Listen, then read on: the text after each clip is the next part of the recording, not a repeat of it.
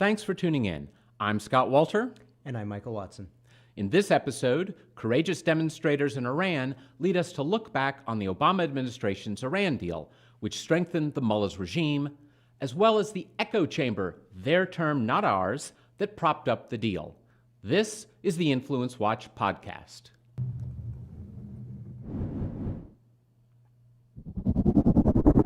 Since last week, demonstrators across Iran have called for the overthrow of the Shiite Islamic theocracy that has ruled the country since 1979. President Trump, Vice President Pence, and the U.S. State Department have all expressed support for the demonstrators, who have taken over 20 fatal casualties from the regime's security forces. Closer to home, the demonstrations have reopened debates on the 2015 Joint Comprehensive Plan of Action, an Obama administration agreement, better known as the Iran deal, that was supposed to get the Iranian regime to stop development of nuclear weapons in exchange for sanctions relief and the release of the regime's seized financial assets.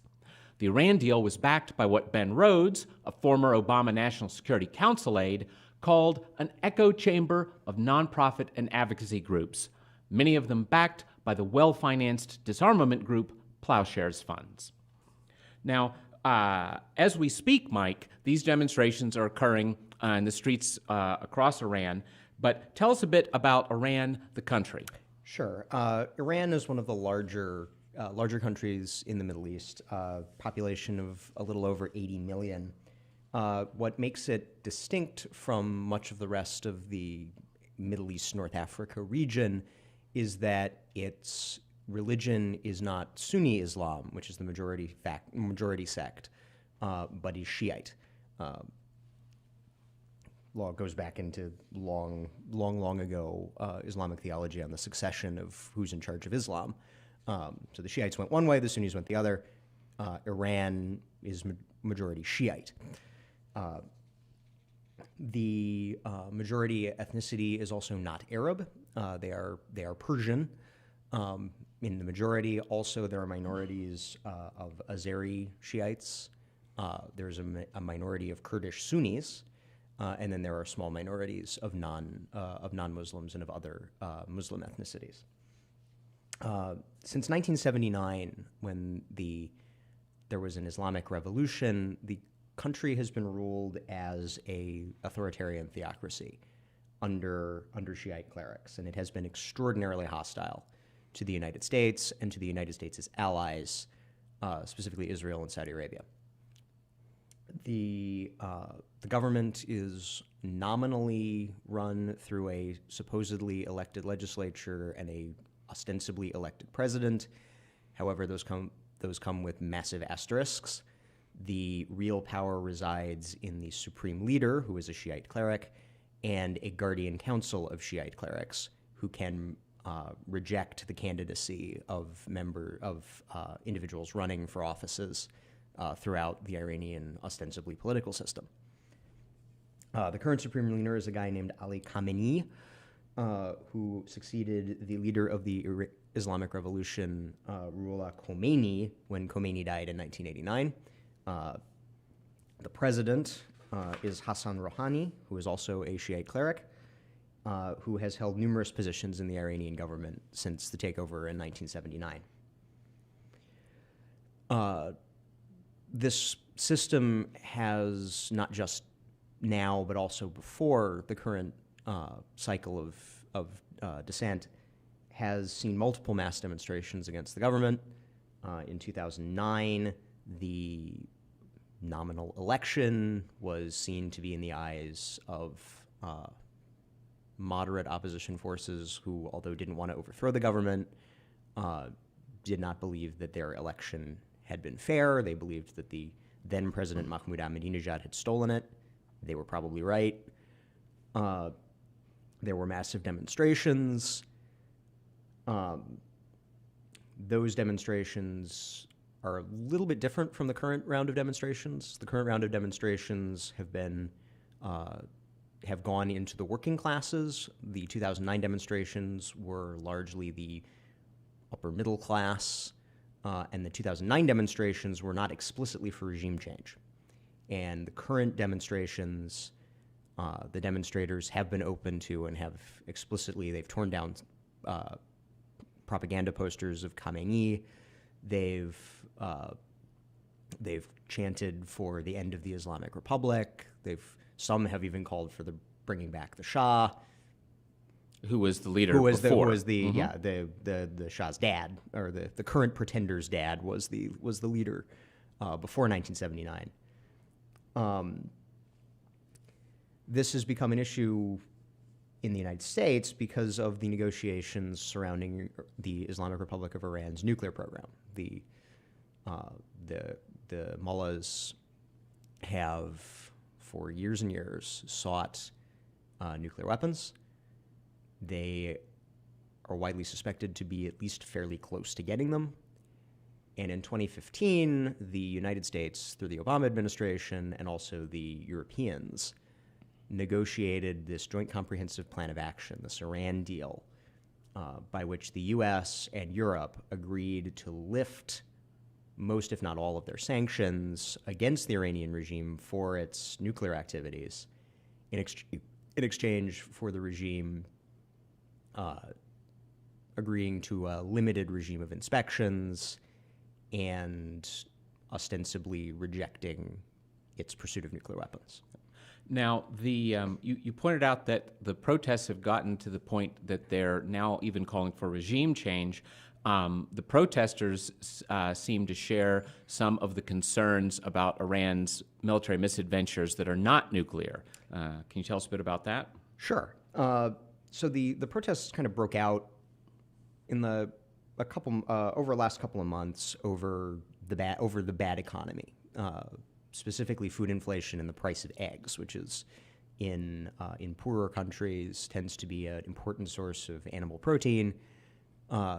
When the price of that goes up, all of a sudden you're unable to afford proteining those calories.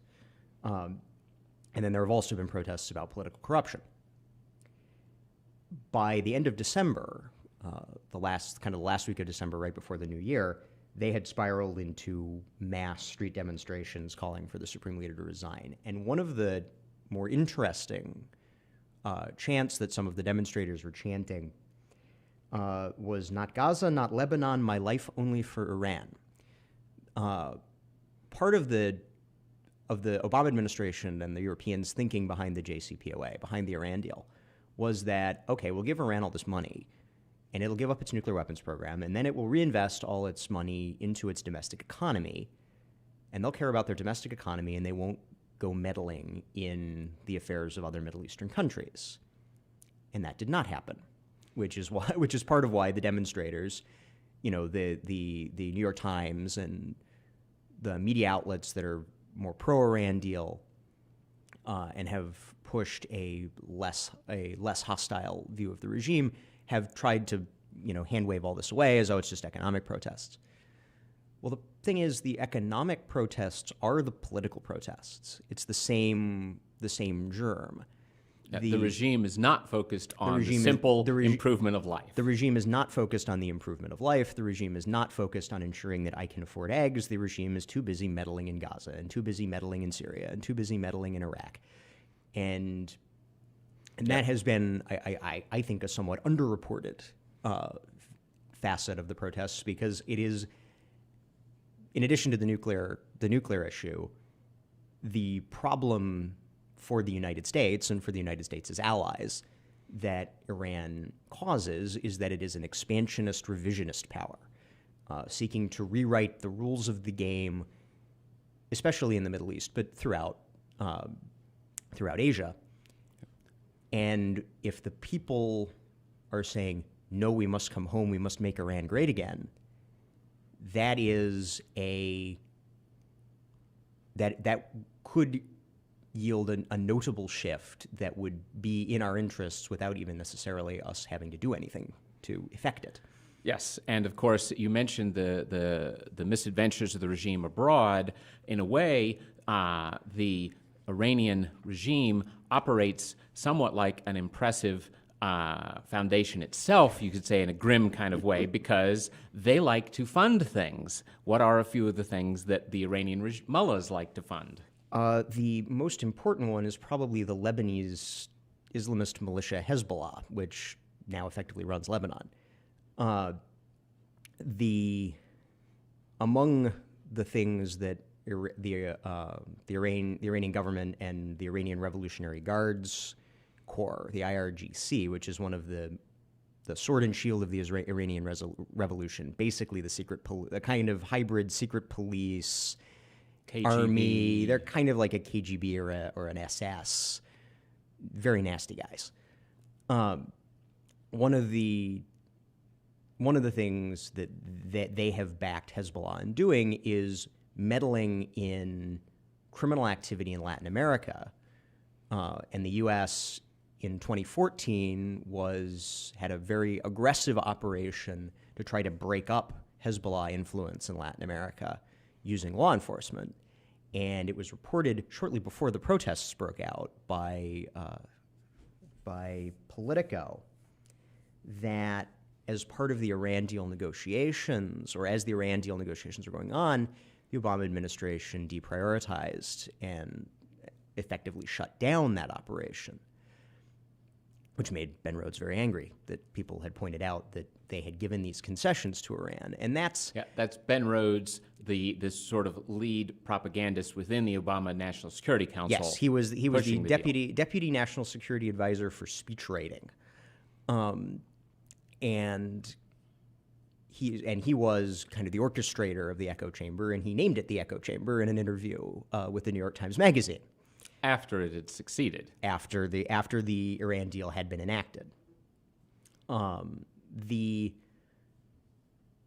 What had been,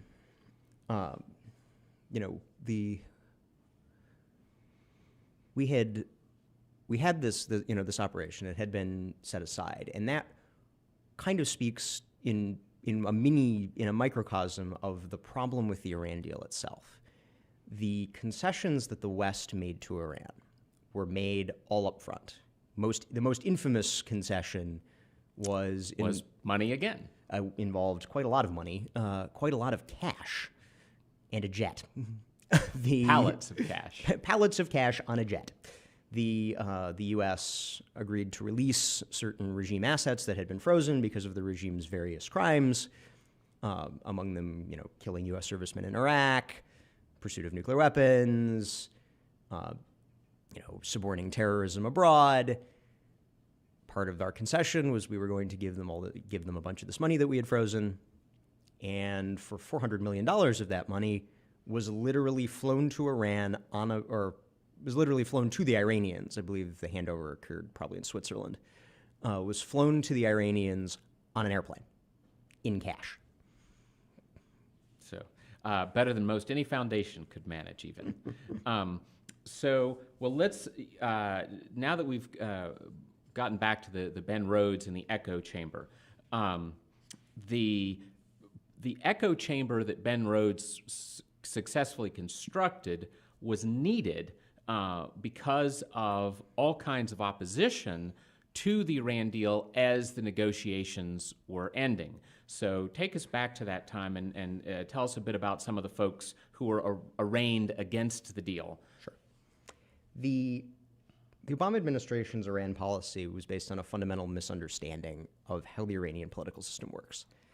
The Obama administration and its supporters operated under the assumption that there are reformist factions within the regime, and that the current Iranian president, Hassan Rouhani, who has ordered a violent crackdown that has killed over 20 people, was a reformist, and that he was opposed to hardliners like the former president Mahmoud Ahmadinejad, and that if we empowered the reformers, that they would give up nuclear weapons and they would give up foreign adventurism. Just about everyone else was extremely skeptical of that assessment. Even including some Democratic members of Congress. Including Democratic members of Congress, among them, if I recall correctly, now Senate Democratic leader, Charles Schumer. To say nothing of what allies of ours like Israel and the Saudis. The Israeli government was militantly opposed. Prime Minister Netanyahu was invited to Congress by then, I think Boehner was still Speaker then. Speaker Boehner, yep. And Majority Leader McConnell, and he gave a speech saying the Iran deal will be bad. Obviously, Republicans were opposed because of the Republican affinity for Israel, and also the Republican assessment of how the regime operates. And again, a handful of Democratic members of Congress were skeptical enough to vote against it in the Senate. Now, the problem was that the Obama administration realized that they were not going to command even a majority, to say nothing of 2/3, necessary to ratify a treaty. So they concluded it as an executive agreement, which Congress cannot do anything about. The Congress knew that the Obama administration was going to do this as an executive agreement, so they created this Corker-Cardin law that would allow, I think it was a 2/3 majority, to override the executive agreement. They didn't get 2/3; they got, I think, 58 in the Senate and a majority of the House. But what this shows is that there was bipartisan opposition to this agreement, bipartisan opposition to the Obama administration's Iran policy in general. So the Obama administration, to prevent even more Democrats from defecting, created this echo chamber. And then, Rhodes, Ben Rhodes, the Deputy National Security Advisor, put forward this echo chamber using Plowshares Fund, this longstanding disarmament nonprofit, to fund all of these liberal national security foreign policy organizations, who would then bring forward what would later be called in the interview with Rhodes, freshly minted experts, who could come out and say, no, the Iran deal's fine. The mullahs are going to give up their nuclear weapons if we do this. And the Obama administration does have a solid head on their shoulders. Yes, and of course, as wise Washingtonians know, and careful observers of the news, one of the scariest sentences is always, experts say, because you may discover that the experts, in fact, know very little, or even if they actually have genuine expertise, their wisdom may be somewhat lacking compared to less self-important folks. But, of course, the critical ally of the echo chamber's freshly minted experts was the media themselves. My favorite part of that New York Times Magazine interview with Ben Rhodes, and by the way, we should at this point insert, his brother is also a profound influencer. His brother is the president of CBS News, then and now. But anyway, this is Ben Rhodes' opinion, speaking to the New York Times, of the media folks who were talking to him and his freshly minted experts.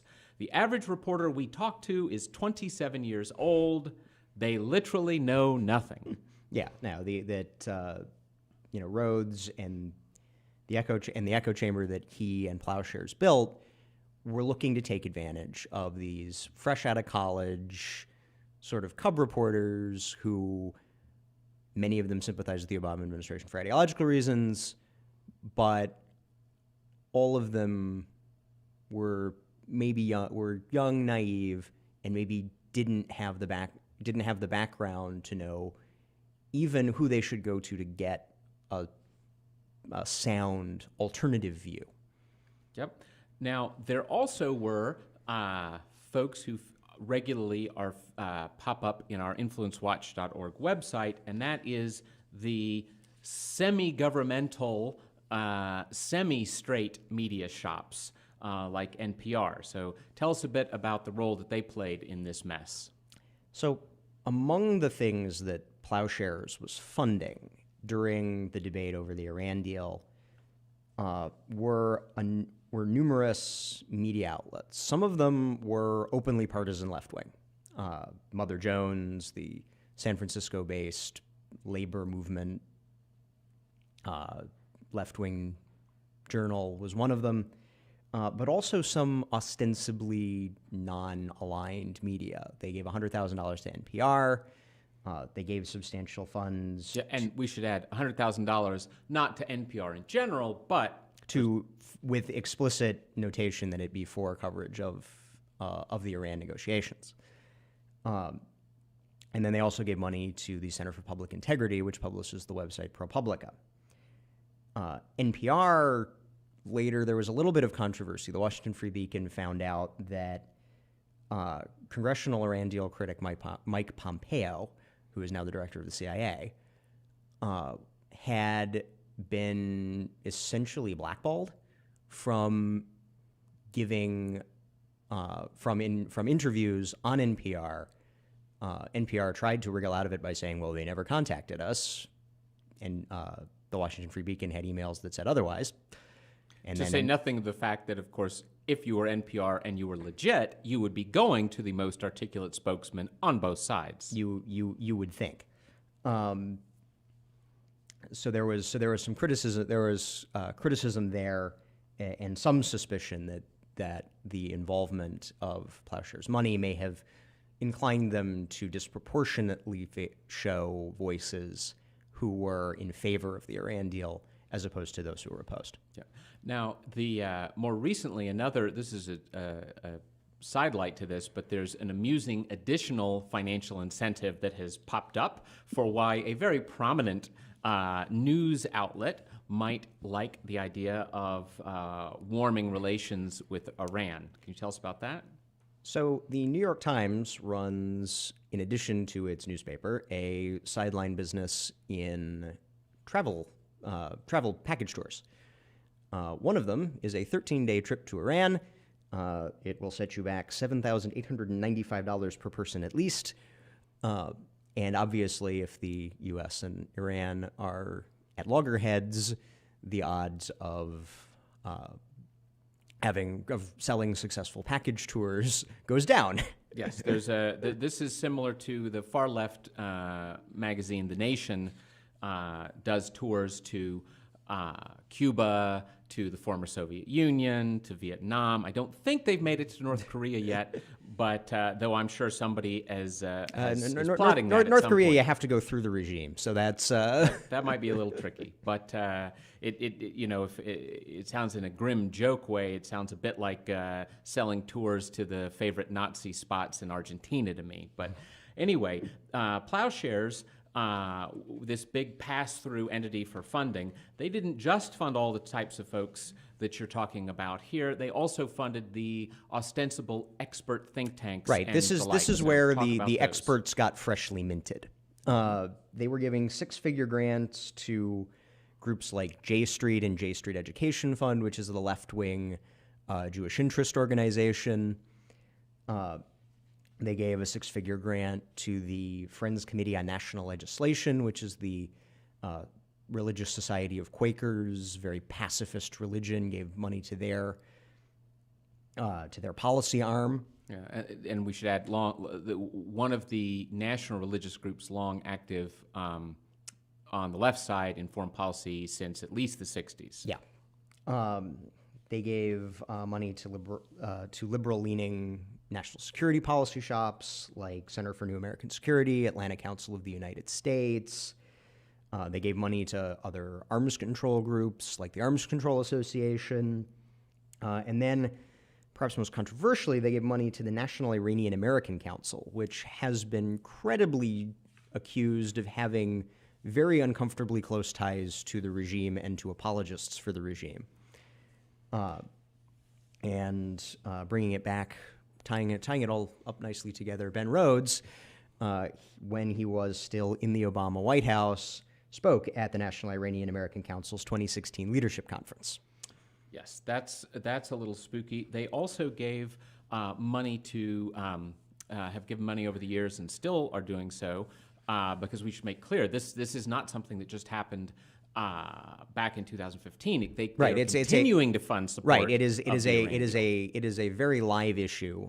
President Trump has decertified portions of the Iran deal. It will come up again when In fact, I think as early as next week, they have to decide whether sanctions are going to be put back in place on the Iranian central bank. Many conservative foreign policy people are saying that those sanctions should be put back into effect. The demonstrators have actually have protested against the Iranian banking system, because the Iranian banking system controls the flow of money for the regime, for the regime to do all this foreign adventurism. So the plowshares in the echo chamber are still trying to preserve this the Iran deal. And again, why would above and beyond ideological reasons, why would they care? Well, the old Obama administration guys see the Iran deal as the centerpiece of their second term. That they had Obamacare in the first term as a domestic policy legacy, and then in the second term, the policy legacy is supposed to be the Iran deal, which reorients U.S. policy in the Middle East.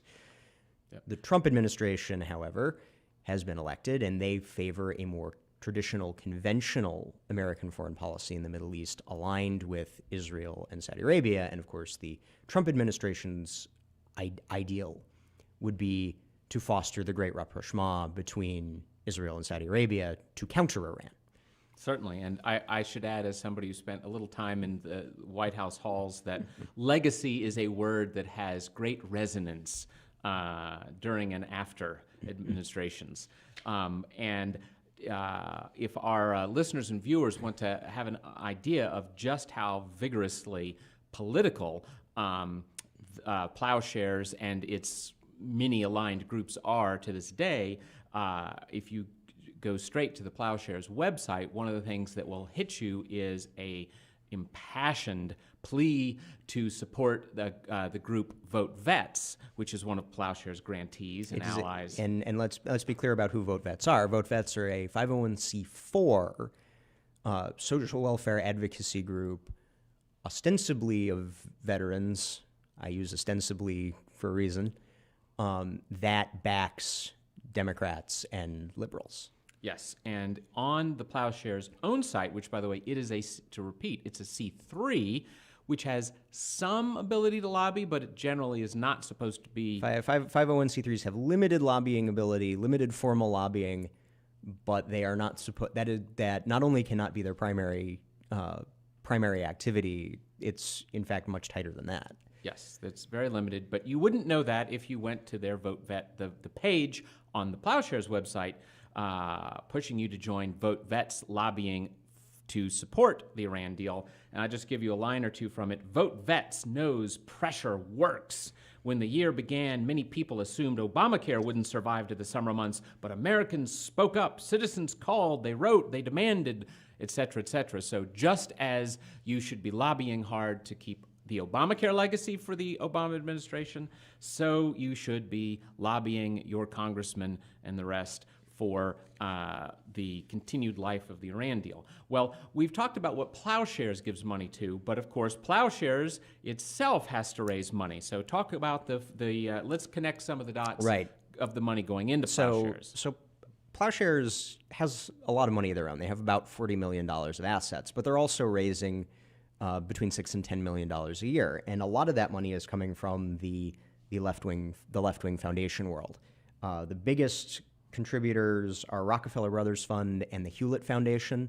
Rockefeller Brothers Fund gave them $2 million in 2015 alone, and I believe much of that was earmarked for their Iran work. Also get money from Skoll Global Threats Fund, Proteus Fund, and the Foundation to Promote Open Society, which is one of the George Soros philanthropies. Yep. And I wanted also to reinforce an earlier point you made about how the Iranian Revolutionary Guards are active all over the place. I realize some Americans may say, well, I'm sitting here in Iowa, and the Middle East is a mess. It's always been a mess. It's always going to be a mess. Why do I really care? It is shocking how much closer to home than you may realize these things are.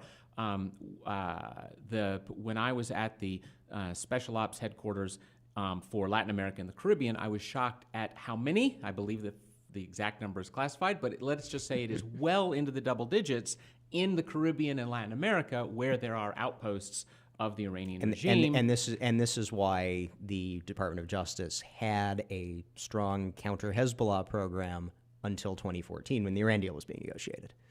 Yes, exactly. Well, so let's step back for a second and think about the bigger picture here. If you had to make predictions about the poor folks struggling in the streets across Iran, what do you think the outlook is? I regret to inform you that it's probably not very good. The protests have been disorganized. That's an advantage because the regime can't just decapitate the organizer. But the Revolutionary Guards have been ordered to crack down. People have already been killed. The regime has the ability and has exercised its ability to crack down on communications. Telegram, which is an app that is popular in that part of the world, was cracked down upon. There was some question as to whether the American owners of Telegram were improperly collaborating with the regime in its crackdown. There are laws governing that, and that may pop back up in the future. But the regime is a brutal regime. It is a brutal authoritarian regime. It has behaved in a brutal and authoritarian manner, and it can be reasonably expected to continue to do so. And the Trump administration and folks like UN Ambassador Nikki Haley, they, on the other hand, have been pushing back. The U.S. Administration has done a commendable job, unlike the Obama administration did in 2009. The Trump administration and its foreign policy side have done a commendable job in showing at least rhetorical support, diplomatic support for the demonstrators and for their cause of regime change. Ambassador Haley called for a special session of the UN Security Council to discuss the expected crackdown. Whether that will be honored, the UN is not a good organization when it comes to protecting human rights. We'll see what happens, but the administration, at least rhetorically, at this point, and many members of the administration have a pretty sensible view of the Iranian regime. So potentially going forward in policy has done a reasonably commendable job. And sanctions could be reinstated despite the Iran deal of 2015 on perhaps the basis precisely of the vicious repression that is already starting and is likely only to get stronger to shut down. Absolutely. Even if the nuclear deal stays in place, which is far from certain, the U.S. could always reimpose sanctions on human rights grounds.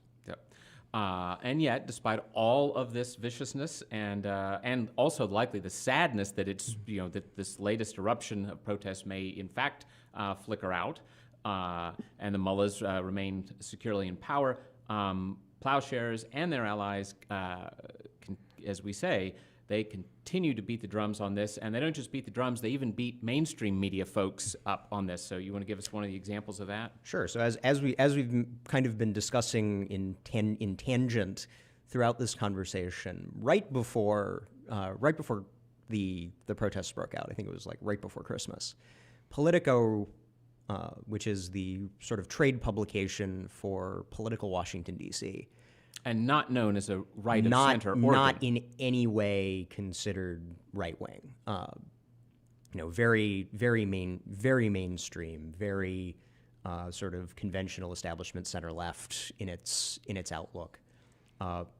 Published a very substantial investigative piece by Josh Meyer, one of its investigative reporters. Not a right-wing guy, not a conspiracist. Straightforward, conventional mainstream media, center-left, that called out this effort by the Obama administration to take the pressure off Hezbollah in Latin America. And Hezbollah, of course, as we have discussed, is one of the big allies of the Iranian regime and the Iranian Revolutionary Guards Corps. And a grantee, you could even say. You could say a grantee of the IRGC. So after this piece comes out, the president of Plowshares, Joe Cirincione, ruthlessly attacked Mayer and ruthlessly attacked Politico for having the temerity to suggest that the Iran deal had had bad consequences and that the Iran deal had been negotiated under in a less than open manner. One of the problems with the Iran deal is that the general public in the United States still aren't quite sure what we gave up.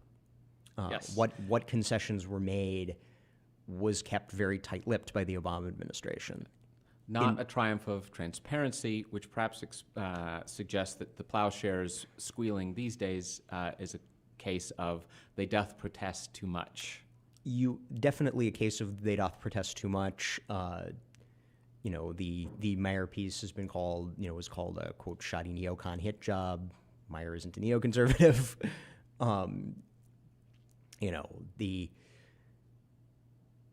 And Plowshares, I have to bring up with the neocon issue that Plowshares has associated with some nasty anti-Semitic people. Valerie Plame, the former CIA officer who was a cause célèbre in the 2000s because she was against the Iraq War, and then her name got revealed by Richard Armitage. Earlier this year, she tweeted out a really conspiratorial anti-Semitic article, and 2 days later she had to resign from the Plowshares board because she had essentially endorsed the anti-Semitic conspiracy theory that Jews are responsible for America's wars. So Plowshares has quite an interesting history. Quite an interesting history. Well, thank you so much for all this good information on it. And for all those in our audience who'd like to learn more about Plowshares, we want to encourage you to go to InfluenceWatch.org, search for Plowshares, and you'll find even more than what Mike Watson here has provided for us. That's our show for this week. If you're listening to this on iTunes or Stitcher, know that we broadcast a live video version of this podcast at 10 a.m. on Thursdays on Facebook Live and YouTube, and you can find our pages by searching Capital Research Center. If you're watching the video version, we encourage you to subscribe to the audio on your preferred podcast platform. We'll see you next week.